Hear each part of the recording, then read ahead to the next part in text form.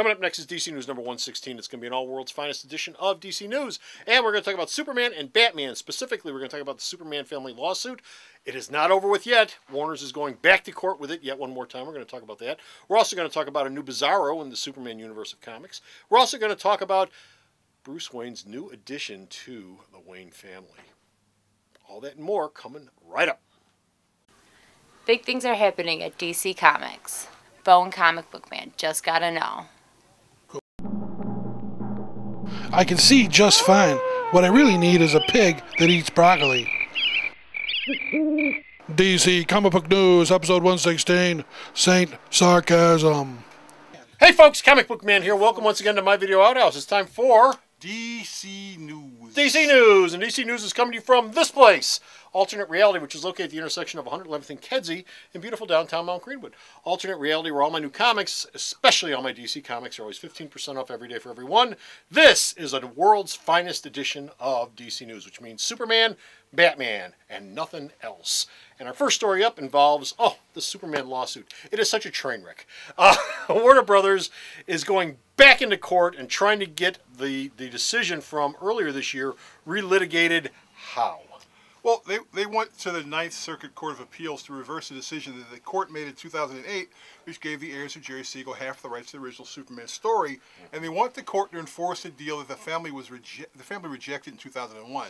So they want the court to go, well, we know they didn't sign it, but could you enforce it anyway? Does it really work like that? And right now, the Siegel family's got the rights to the Superman costume, Lois Lane, his origin, his secret identity, but Warner's owns the copyright to Lex Luthor, Kryptonite, and Jimmy Olsen. This is along with a bunch of Silver Age stuff. This is another one. Whatever Silver Age thing you could think of, Warner owns. Yeah, this case has been going on nearly forever. The fact that DC is going to actually come and ask a judge to enforce something that was never signed just shows how desperate they're kind of getting on this. Yeah. I didn't sign it. There's no contract. That's kind of like the way the law works. So it's just kind of pointless. Siegel family owns the rights to the costume. Yep. That explains no trunks. Siegel family owns the rights to Lois Lane. Lois is in the movie. But is she being played down in the comic? No.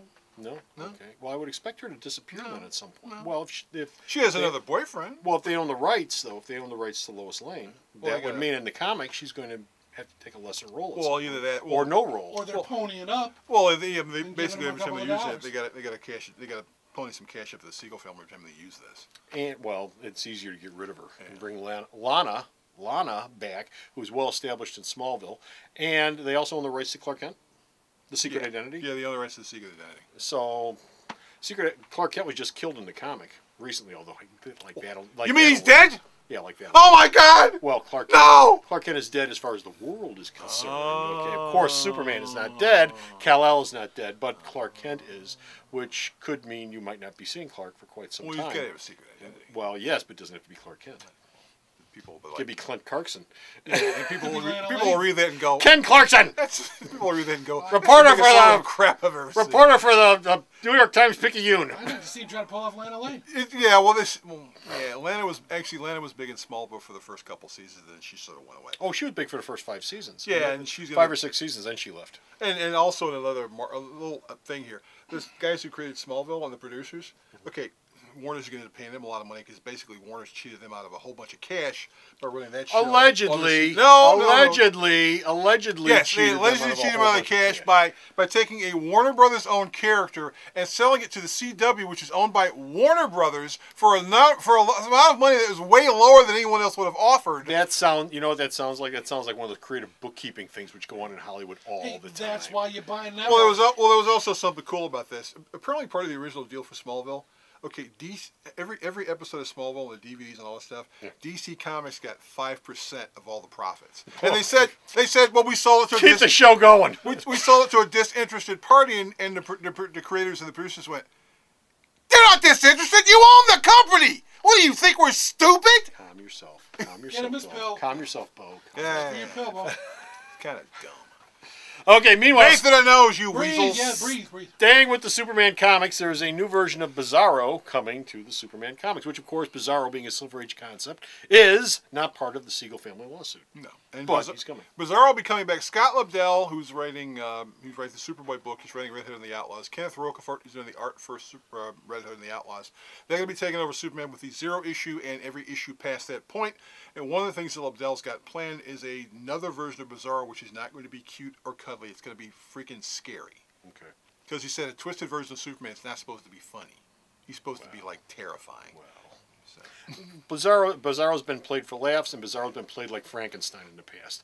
You know, it all depends on how you look at it. When John Byrne did him back in Man of Steel, it was done more like Frankenstein. I think he's going to be Frankenstein on steroids. We're not going to play him like Hannibal Lecter. Yeah, he's just I don't know going if to you go go that far. I don't know if you go that far. As I mentioned at the top, this is the world's finest edition. That, of course, means the Batman family. And in Batman number 10, it was revealed that what?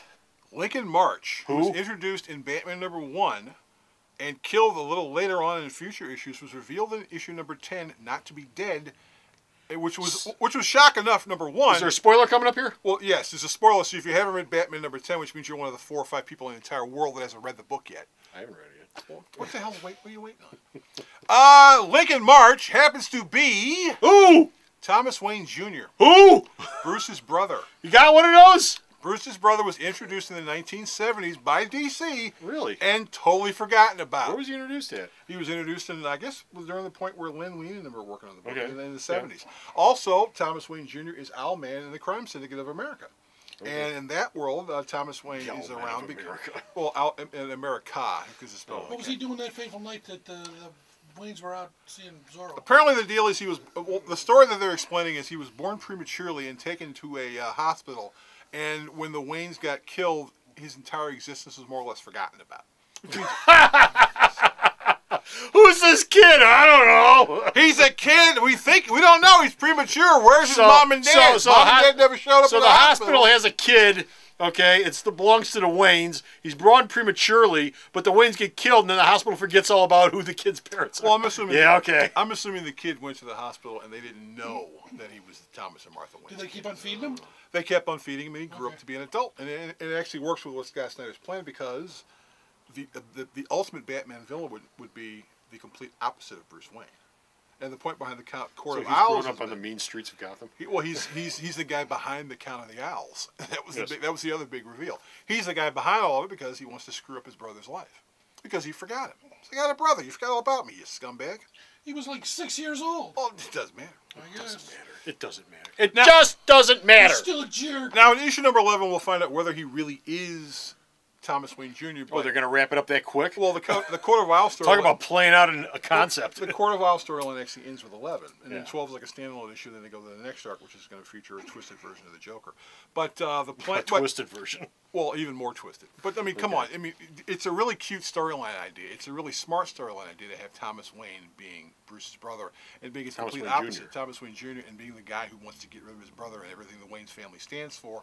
So I'll be willing to bet Scott Snyder, who's not an idiot, is going to keep Thomas Wayne Jr. alive. Yes, in literature, they've never done brothers that hate each other before fighting over the kingdom. No, they've never done that before. Never done that. That is a brilliant idea. Hell, you watch Game of Thrones, they're all brothers and sisters trying to kill each other over the kingdom. Whatever. Okay, and that's it. We're done. We're finished. We're out of here. We got no more DC news. Go to the Star's website.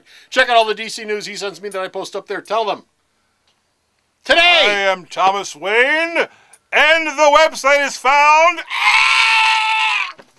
And to get to this website, all you have to do is type in www.myalternatereality.com.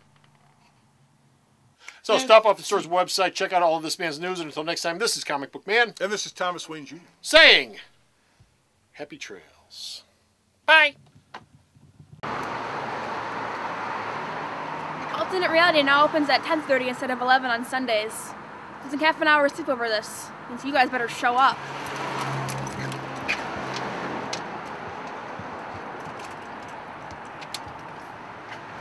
The Video Outhouse is brought to you by some of the finest people willing to work for free. This is a list of some of them.